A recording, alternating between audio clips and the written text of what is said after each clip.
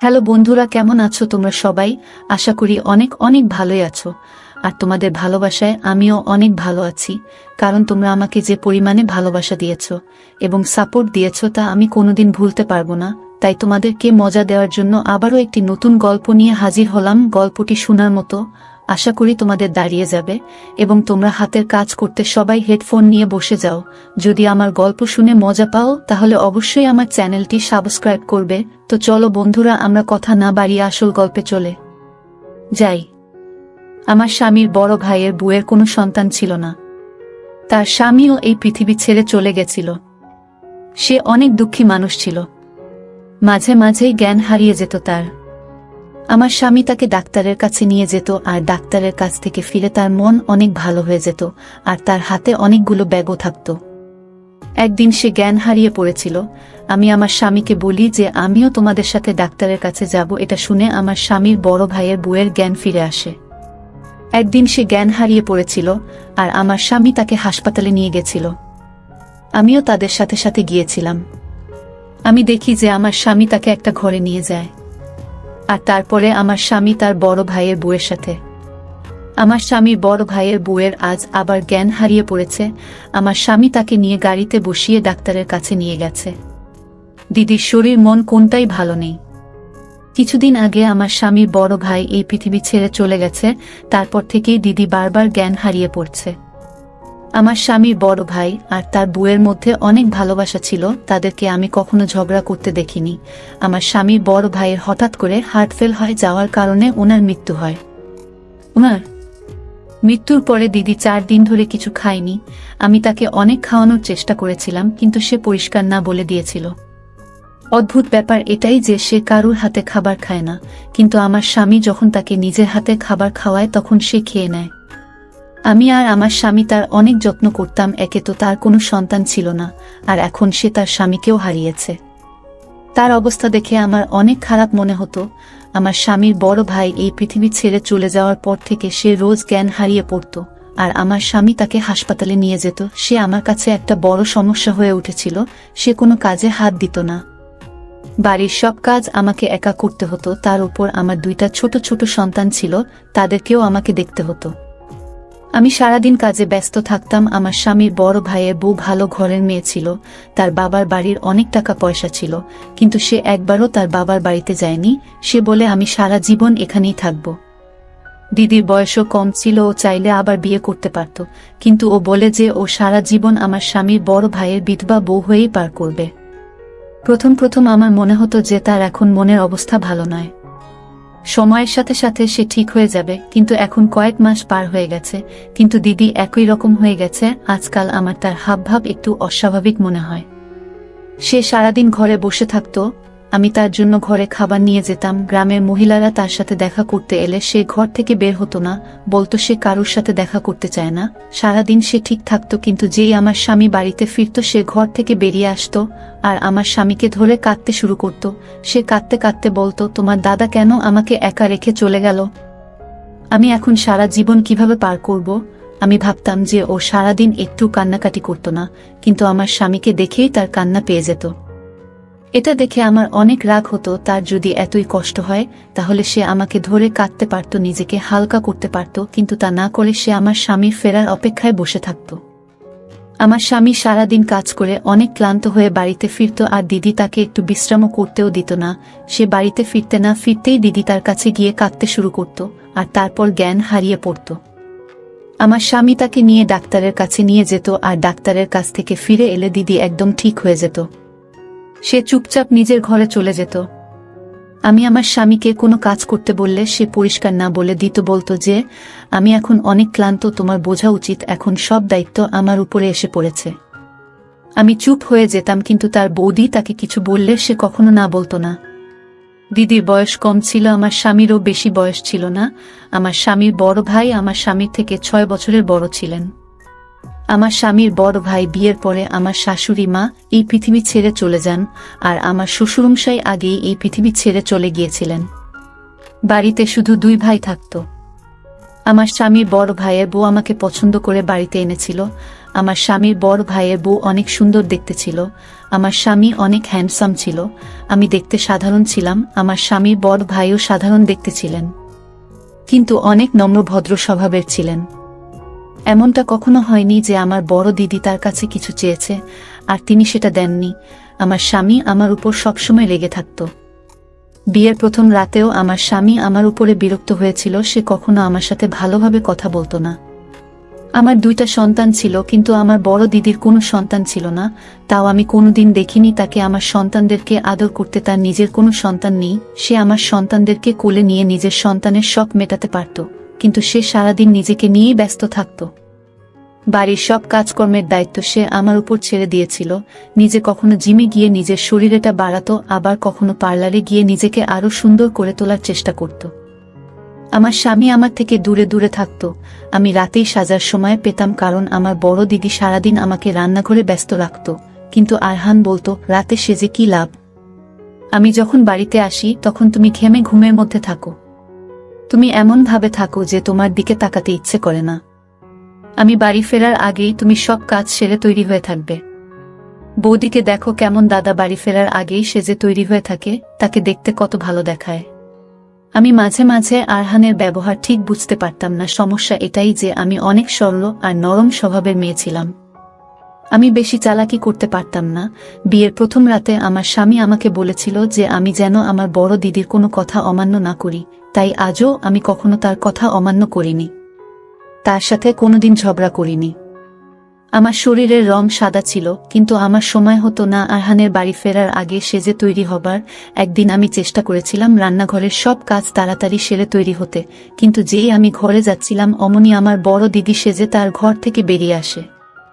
এসে বলে, সিজা তুমি তো আরহানের জন্য স্যালাড বানাওনি। তুমি জানো না ও স্যালাড কত ভালোবাসে। কি রকম বো তুমি? তোমার স্বামীর পছন্দ অপছন্দের ব্যাপারে তুমি কিছুই জানো না। আমাকে দেখো, জামালের সাথে সাথে আমি আরহানেরও পছন্দের খেয়াল রাখি। আমি রান্নাঘরে গিয়ে স্যালাড বানাতে শুরু করি। যখন আরহান বাড়িতে আসে তখন দিদি গিয়ে হাসতে হাসতে দরজা খুলে তাকে সালাম করে। আরহানও হেসে সালাম করে আর বলে, বৌদি আজ তোমাকে অনেক সুন্দর দেখাচ্ছে। তুমি তোমার বোনকেও একটু সাজা শিখিয়ে দিও তো। যখনই আমি বাড়িতে ফিরে আসি তখনই সে রান্নাঘরে ব্যস্ত থাকে। তার কাছে গেলেই আদা রসুন আর হলুদের গন্ধ আমার নাকে পায়, আর আমার মনটাই খারাপ হয়ে যায়। দিদি ফিক ফিক করে হাসতে শুরু করে আর বলে, আরহান তোমার বউ অনেক সুন্দর, সারাদিনেও তার বাড়ির কাজ শেষ হয় না। আমাকে দেখো, তোমার দাদার ফেরার আগেই সব কাজ সেরে কেমন তৈরি হয়ে যায়। কিন্তু দিদি এই হাসি খুশি চেহারা শুধু আরহানকেই দেখাতো। যখন আমার স্বামীর বড় ভাই বাড়িতে ফিরত তখন দিদি আরহানের সাথে গল্প করতে ব্যস্ত থাকত। বাইরে কলিং বেল বাজলে দিদি আমাকে বলতো, সিজা যাও, দরজাটা খুলে দাও, তোমার দাদা এসেছে। আমি স্যালাড আর রুটি বানিয়ে রান্নাঘর থেকে বেরিয়ে দরজাটা খুলতাম আর আমার স্বামীর বড় ভাইকে সালাম করতাম। তারপরে আমি নিজের ঘরে চলে যেতাম। যখন গোসল শেষ করে তাড়াতাড়ি নিচে আসতাম, তার আগেই দিদি সবাইকে খাবার দিত। মাঝে মাঝে এমনও হতো যে দিদি আর আরহান খেয়ে নিত। আমার স্বামীর বড় ভাই কাজ থেকে ফিরে ফ্রেশ হয়ে যখন খেতে আসতো তখন ওরা দুইজনে বসে টিভি দেখত আর দাদার খাবারটা টেবিলে ঢাকা দিয়ে রাখা থাকত। দাদা এইসব ব্যাপারে কিছু মনে করত না, দাদা চুপচাপ বসে খেয়ে নিত। আমি যখন খাবার পরে ফ্রি হতাম তখন দিদি বলতো, এইবার তুমি রান্নাঘরটা সামলাও, আমি অনেক ক্লান্ত হয়ে গেছি। আমি সব বাসনপত্র তুলে সেগুলোকে পরিষ্কার করতে যেতাম আর ভাবতাম যে এর আগেও তো আমি রান্নাঘর সামলেছি, সব রান্নাবান্না আমি করেছি, দিদি তো কিছুই করেনি, সে সারাদিন রূপচর্চায় ব্যস্ত থাকত। বিয়ের 4 মাস পরে আমি মা হতে চলেছিলাম, তখন আরহানও আমার সাথে ভালো ব্যবহার করতে শুরু করেছিল। আমার যখন একটা ছেলে হয় তখন আরহানের সাথে সাথে আমার স্বামীর বড় ভাইও অনেক খুশি হয়েছিলেন। আমার স্বামী সন্তানের অনেক শখ ছিল, তিনি রোজ কাজ থেকে ফিরে আমার ছেলেকে আদর করতেন। কিন্তু আমার বড় দিদি ঠিক তার উল্টো ছিল, সে কোনোদিন আমার ছেলেকে নেয়নি। সে মুখেই বলতো যে সে সন্তান চায়, কিন্তু তার ভিতরে আমি কখনো মায়ের মমতা দেখতে পাইনি। আমার বড় ছেলের যখন 4 মাস বয়স ছিল তখন আমি আবার মা হতে চলি। আমি ভেবেছিলাম আমার শরীরের অবস্থা দেখে আমার বড় দিদির আমার উপরে দয়া হবে, কিন্তু তার কোনো লক্ষণ দেখলাম না। এত ছোট সন্তানকে ছেড়ে আমাকে রান্নাঘরের সব কাজ একা হাতে করতে হতো। আমি যখন আরহানকে বলতে যাই যে দিদি একদম আমাকে সাহায্য করে না, তখন সে অনেক রেগে যায় আর বলে, তুমি এখন নালিশ করা শুরু করে দাও, যাতে আমাদের সংসার নষ্ট হতে থাকে। বৌদিও তো এই বাড়িতে থাকে, সে কখনো তোমার নামে নালিশ করেছে? করেনি, কারণ সে ঘর গড়তে জানে, তোমার মতন ঘর নষ্ট করে না। খবরদার, যদি তুমি আর কোনোদিন বৌদির নামে নালিশ করেছ, তাহলে আমার থেকে খারাপ আর কেউ হবে না। একটু বেশি কাজ করতে বলা হয়েছে বলে তুমি আমার মাথায় চড়ে বসেছ। আরহান আমার কোনো কথাই বুঝতে চায় না। আমি ভাবি, দিদি সারাদিন করে টাকি, রান্নাবান্না করার সব দায়িত্ব সে আমার উপরে ছেড়ে দিয়েছে। পোশাক পরিষ্কার করা আর ঘর পরিষ্কার করার কাজটা সে করত। তাছাড়া আর কি কাজ ছিল তার? আর কোনো কাজ বাকিও ছিল না। দুইটা ছোট সন্তান নিয়ে রান্নাবান্না করতে আমার অনেক সমস্যা হতো। মাঝে মাঝে এমন হতো যে সন্তান আর বাড়ির সব কাজ সামলাতে গিয়ে আমি আরহানকে একদম সময় দিতে পারতাম না। সারাদিন কাজ করে আমি অনেক ক্লান্ত থাকতাম। রাতে বিছানায় শুয়েই আমি ঘুমিয়ে পড়তাম। আরহান আমাকে এই ব্যাপারে আর কিছু বলতো না, সে বলা ছেড়ে দিয়েছিল। আমি ভেবেছিলাম যে সে হয়তো আমার অবস্থাটা বুঝতে পারছে, কিন্তু আসলে ব্যাপারটা একেবারেই তা নয়। 4 মাস আগের কথা। তখন আমার স্বামীর বড় ভাই অনেক চুপচাপ হয়ে গেছিল। তিনি অনেক বেশি গোলডিপ খাচ্ছিলেন। তিনি আগেও গোলডিপ খেতেন, কিন্তু মাঝে মাঝে। এখন আমি ওনাকে সব সময় গোলডিপ খেতে দেখি। আমার স্বামীর বড় ভাইয়ের বউ সেই একই রকম ছিল। সারাদিন নিজের শরীরের খেয়াল রাখত আর সাজ করত। সে অনেক উদাসীন ছিল, শুধু নিজেকেই ভালোবাসত। আমার ছেলেরা যমজ সন্তানের মতন ছিল, একজন অসুস্থ হলে আর একজন অসুস্থ হয়ে পড়ত। একজনের ক্ষুধা পেলে অন্যজনেরও ক্ষুধা পেয়ে যেত। রাতে প্রায়ই আমাকে তাদের জন্য খাবার বানাতে রান্নাঘরে যেতে হতো। আর তখন আমি দেখতাম যে আমার স্বামীর বড় ভাই বসে বসে গোলডিপ খাচ্ছেন। তিনি সারা রাত গোলডিপ খেয়ে পার করতেন আর নিজের চিন্তায় মন দিতেন। আমার রান্নাঘরে যাওয়া আসা কোনো কিছুই উনার চোখে পড়ত না। তিনি নিজের মনে কিছু একটা ভাবতে ব্যস্ত থাকতেন। আমি ঘরে গিয়ে দেখি আমার 2টা সন্তান কাঁদছে। আরহানের তাদের কান্নার আওয়াজে ঘুম ভেঙে গেছে আর সে অনেক রেগে গেছে। আমি তাদেরকে খাবার খাওয়াই আর তারা চুপ হয়ে যায়। আমি আরহানকে বলি, জামাল ভাই আজকাল অনেক চুপচাপ হয়ে গেছে, গোলডিপ অনেক বেশি খাচ্ছে, উনার কি কিছু হয়েছে? আরহান তখন ঘুমের ঘরে ছিল। সে বলে, অফিসের কোনো টেনশন হবে, ও ঠিক হয়ে যাবে। এই বলে ও পাশ ফিরে শুয়ে পড়ে। সেই কারণটা আমরা আর কেউ জানতে পারলাম না। তার আগেই জামাল ভাই এই পৃথিবী ছেড়ে চলে গেলেন। আর আজকাল আমার বড় দিদি একটা নতুন নাটক শুরু করেছে। যেই আরহান অফিস থেকে বাড়িতে ফিরত, সে ঘর থেকে বেরিয়ে তাকে ধরে কাঁদতে শুরু করত আর তারপরে জ্ঞান হারিয়ে পড়ত। আরহান তাকে ধরে ডাক্তারের কাছে নিয়ে যেত। একদিন আমি দেখি দিদি একটা ভালো স্যুট পরে সুন্দর করে মেকআপ করে ঘর থেকে বেরিয়ে এসে আরহানকে বলে, তোমার দাদা আমাকে এইভাবে দেখতে অনেক পছন্দ করত। সে বলতো আমি যেন সব সময় এইভাবে সেজে থাকি। আরহান বলে, তুমি এখনো এইভাবেই সাজবে, দাদা নেই তো কি হয়েছে, দাদা নিশ্চয়ই উপর থেকে তোমাকে দেখছে। তারপর থেকে সে রোজ সাজতে শুরু করে। সে আজকাল ঘন্টার পর ঘন্টা আরহানের সাথে বসে গল্প করে। আমি আর এইসব দেখতে পারছিলাম না। প্রত্যেক 2-3 দিন পর পরই সে জ্ঞান হারিয়ে পড়ার নাটক করে আর আরহানের সাথে ডাক্তারের কাছে যায়। একদিন আমি দেখি সে যখন ডাক্তারের কাছ থেকে ফেরে, তার হাতে শপিং ব্যাগ। আরহান বলে, বৌদির মন ভালো করার জন্য আমি তাকে শপিংয়ে নিয়ে গেছিলাম, যাতে তার মনে না হয় যে দাদা নেই, তাই তার শখ মেটানোর জন্য আর কেউ নেই। তারপর একদিন আমি যা দেখি সেটা দেখে আমার ধৈর্যের বাঁধ ভেঙে যায়। একদিন রাতে সন্তানের কান্নার আওয়াজে আমার ঘুম ভেঙে যায়। আমি দেখি আরহান ঘরে নেই। আমি যখন খাবার বানানোর জন্য রান্নাঘরে যাচ্ছিলাম, তখন আমি দিদির ঘর থেকে হাসির শব্দ শুনতে পাই। আমি আস্তে আস্তে দিদির ঘরের দিকে যাই।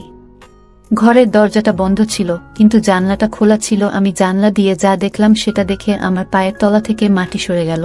আমি ঘরে এসে কাঁদতে থাকলাম। সন্তানদেরকে খাইয়ে তাদেরকে ঘুম পাড়িয়ে দিলাম। কিছুক্ষণ পরে আরহান হাসতে হাসতে ঘরে আসে। আমাকে দেখে জিজ্ঞেস করে, তুমি এখনো জেগে আছো? আমি বলি, তুমি কোথায় ছিলে? আরহান বলে, দাদা এই পৃথিবী ছেড়ে চলে যাওয়ার পর থেকে বৌদি অনেক ভেঙে পড়েছে। আমি যখন পানি খেতে গিয়েছিলাম, তখন তার ঘর থেকে কান্নার আওয়াজ শুনতে পাচ্ছিলাম।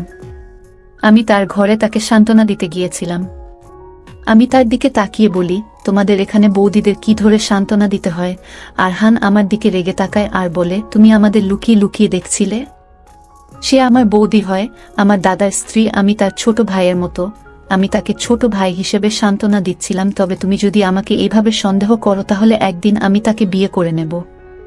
এটা শুনে তো আমার মাথায় আকাশ ভেঙে পড়ে। আমার বাবার বাড়ি অনেক পয়সাওয়ালা বাড়ি নয়, আর আমার আরও ছোট বোনেরা আছে যাদের বিয়ের বয়স হয়ে গেছে, তারা ভালো সম্বন্ধ আসার অপেক্ষায় আছে। আমি 2টা সন্তান নিয়ে আমার বাবার বাড়িতে গিয়ে উঠতে পারবো না।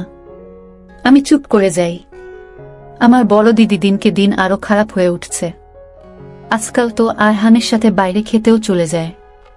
সে আমার ওপরে হুকুমও করে। একদিন আমি আর ধৈর্য রাখতে পারি না, আমি দিদির উপরে আওয়াজ করতে শুরু করি আর বলি, আপনার মধ্যে কি কোনো শিক্ষা নেই? সব সময় আরহানের সাথে মিশে থাকেন। আরহান আমার স্বামী, কিন্তু আপনি তাকে রাতে কান্নাকাটি করার নাটক করে ঘরে ডেকে নেন। সেই দিনও আমি দিদির ঘরের জানালা দিয়ে দেখি দিদি আরহানকে ধরে হাসছে আর বলছে, তোমাকে আমার ঠিক জামালের মতন মনে হয়। তোমাকে ধরলে মনে হয় আমি জামালকে ধরেছি। প্লিজ আরহান, তুমি আমাকে ছেড়ে যেও না। আরহান বলে, বৌদি তুমি সবসময় দাদার কথা ভাবো, এইভাবে তো তুমি অসুস্থ হয়ে পড়বে। আমি একজন মেয়ে হয়ে কি করে এইসব সহ্য করব? যে ভালোবাসার প্রতি আমার অধিকার সেটা দিদি কান্নাকাটি করে আদায় করে নিচ্ছে। আমার কথা শুনেই দিদি হাসতে শুরু করে আর বলে, তুই যা গিয়ে নিজের চেহারাটা একবার আয়নায় দেখ, তোকে কি আরহানের পাশে মানায়? তোকে ওর পাশে ওর কাজের মেয়ে মনে হয়। আমি বলি, তাহলে আপনি কেন আমাকে নিজের স্বামীর ভাইয়ের বউ হিসেবে পছন্দ করে এনেছেন? তার জন্য কোনো সুন্দরী মেয়ে আনতে পারতেন। মানুষ দেখতে যেমনই হোক না কেন, সে কখনো অন্যায় সহ্য করতে পারে না। আমিও পারছিলাম না। আমার এই কথা শুনেও দিদি হাসতে থাকে আর বলে, আমি ইচ্ছা করে তোর মতন সাধারণ মেয়েকে আরহানের বউ করে এনেছি, কারণ আমি জানতাম যে আরহানের তোর মতন মেয়ে পছন্দ নয়, তাই আমি তোকে আরহানের বউ করে এনেছি। আমার আরহানের জন্য তোর মতনই একটা সাধারণ দেখতে মেয়ের দরকার ছিল, যাতে সে তোর পরিবর্তে আমাকে বেশি দেখে আর আমার বেশি প্রশংসা করে, কারণ আমার সাথে এমনটাই হয়েছিল। আমি অনেক সুন্দরী ছিলাম, কিন্তু আমার বাবা জামালের মতন একজন সাধারণ দেখতে ছেলেকে আমার জন্য পছন্দ করেছিল শুধু তার ভালো ব্যবহার দেখে। যখন আমি বিয়ে করে এই বাড়িতে আসি, তখন আমি আরহানকে প্রথমবার দেখি আর ওকে দেখেই আমি ওর ভালোবাসায় পড়ে যাই। আমি জামালের সাথে বিয়ের রাত পার করি, কিন্তু আমার মনে শুধুই আরহান ছিল। জামাল আমার অনেক প্রশংসা করত, কিন্তু তার মুখ থেকে প্রশংসা শুনতে আমার ভালো মনে হতো না। আমি শুধু আরহানের জন্য সাজতাম। সমস্যা এটাই ছিল যে আরহান সব সময় আমার থেকে দূরে দূরে থাকতো। হয়তো আমি ওর দাদার বউ হই, তাই সে আমার থেকে দূরত্ব বজায় রাখত, কিন্তু সেটা আমার ভালো মনে হতো না। আমি মনে মনে আরহানকে চাইতাম। তখন আমার শাশুড়ি মা অনেক অসুস্থ ছিলেন, ওনার আমার সেবা যত্নের প্রয়োজন ছিল, কিন্তু আমার স্বামী বা শাশুড়ি কারোর প্রতি কোনো টান ছিল না। আমি শুধু একজন সুন্দর ছেলে খুঁজছিলাম, আর আরহান আমার মতে অনেক সুন্দর ছিল। জামাল সন্তানদের চেয়েছিল, কিন্তু আমার কাছে আমার শরীরটা বেশি দামি। আমি আমার শরীর এটা নষ্ট করতে চাইনি। এমনটা নয় যে আমি খারাপ বা জামালের মধ্যে কোনো সমস্যা ছিল। আমি ইচ্ছে করেই সন্তানের সমস্যা রাখিনি। আমি সন্তান চাইনি, আর এই অজুহাতে আমি জামালের থেকে দূরে থাকতে পারতাম আর আরহানের কাছে যাওয়ার চেষ্টা করতাম। আমার শাশুড়ি মা এই পৃথিবী ছেড়ে চলে যাওয়ার পরে আমি আরহানের সাথে কথা বলতে শুরু করি। জামালের এটাই মনে হয়েছিল যে আমি হয়তো তার ভাইয়ের খেয়াল রাখছি, ওকে ওর মায়ের অভাব বুঝতে দিচ্ছি না। আরহান যখন অফিস থেকে ফিরত, তখন আমি সেজে ওর সামনে গিয়ে দাঁড়াতাম আর তাকে জিজ্ঞেস করতাম যে আমাকে কেমন মনে হচ্ছে, কারণ আমি চাইতাম যে ও আমার দিকে তাকাক আর আমার প্রশংসা করুক। ওর মুখ থেকে প্রশংসা শুনে আমার মন ভরে যেত। আরহানের বউ যদি আমার থেকে বেশি সুন্দরী হতো, তাহলে আরহান তার প্রশংসা করতে ব্যস্ত হয়ে পড়ত। আমি সেটা কি করে সহ্য করতাম? বিয়ের প্রথম দিন আরহান আমাকে বলেছিল, বৌদি তুমি কেন এমন একটা মেয়েকে আমার জন্য পছন্দ করে আনলে? তুমি তোমার মতন কাউকে আমার জন্য আনতে পারতে। এটা শুনে আমার মন আনন্দে ভরে উঠেছিল। আমি ইচ্ছা করে তোকে সারাদিন রান্নাঘরে ব্যস্ত রাখতাম, যাতে তুই কোনো মতেই আরহানের মন জয় করতে না পারিস। এইভাবে ভালোই দিন পার হচ্ছিল, কিন্তু একদিন জামালের আমার উপরে সন্দেহ হয়। সে বুঝতে পারে যে আমি আরহানকে ভালোবাসি। সে আমাকে সেটা জিজ্ঞেস করতে আমি নিজের মুখে সেটা স্বীকারও করে ফেলি। আমি জামালকে এটাও বলে ফেলি যে আমি তাকে ভালোবাসি না, আমি তার সাথে বাধ্য হয়ে সংসার করছি। এটা শোনার পর থেকে জামাল আর আমার সাথে এক ঘরে ঘুমাতো না। সে সারা রাত বাহিরে বসে থাকত। এই কথাটা হয়তো সে সহ্য করতে পারেনি, তাই সে তাড়াতাড়ি এই পৃথিবী ছেড়ে চলে গেছে। এখন আমার মন প্রাণ শুধুই আরহান। ওই দিনটা খুব তাড়াতাড়ি আসতে চলেছে, যেই দিন আরহান তোকে বাড়ি থেকে বের করে দেবে আর আমাকে বিয়ে করবে। আমি অবাক হয়ে আমার বড় দিদির খারাপ কথাগুলো শুনছিলাম। তখনই আমার চোখ পড়ে যে বাইরের দরজাটা খোলা। সেটা দিয়ে আরহান বাড়িতে ঢোকে আর এসে তার বৌদির শরীরে একটা মারে আর বলে, আমি তোমাকে আমার বড় দিদির মতন দেখতাম আর তুমি আমাকে এইভাবে ঠকালে। আমি যদি তোমার এই খারাপ মানসিকতার কথা আগে জানতাম তাহলে কোনোদিন তোমার সাথে কথা বলতাম না। তুমি আমার দাদাকে মৃত্যুর মুখে পৌঁছে দিয়েছ। তুমি এক্ষুনি এই বাড়ি থেকে বেরিয়ে যাও, না হলে আমি তোমাকে প্রাণে শেষ করে দিব। আরহানের রাগ দেখে মনে হচ্ছিল যে সে তার বৌদির সব কথা শুনে ফেলেছে। আমি সৃষ্টিকর্তাকে ধন্যবাদ জানালাম যে আরহান সবটা জেনে গেছে। আমার কথা তো সে কখনোই বিশ্বাস করত না। ভালো হয়েছে ও নিজের কানেই সবটা শুনেছে। দিদি বাড়ি থেকে বেরিয়ে যায়। আরহান আমার সামনে মাথা নিচু করে বলে, আমাকে তুমি ক্ষমা করে দাও, আমি তোমার সাথে অন্যায় করেছি। নিজের সৌন্দর্যের উপর গর্ব করা ভালো, কিন্তু জীবনে অনেক কিছু পছন্দ না হলেও সেটাকে মেনে নিতে হয়। সৃষ্টিকর্তা আমাদের জন্য যাকে বেঁচেছে তাকে আমাদের গ্রহণ করা উচিত। বন্ধুরা, আজকের ভিডিওটা এখানেই শেষ করলাম। অনেক কষ্ট করে ভিডিওটি আপনাদের জন্য বানিয়েছি। যদি ভিডিওটি আপনাদের ভালো লেগে থাকে তাহলে একটা লাইক করবেন এবং চ্যানেলটি অবশ্যই সাবস্ক্রাইব করবেন। এই আশা ব্যক্ত রেখে আপনাদের কাছ থেকে বিদায় নিচ্ছি আমি।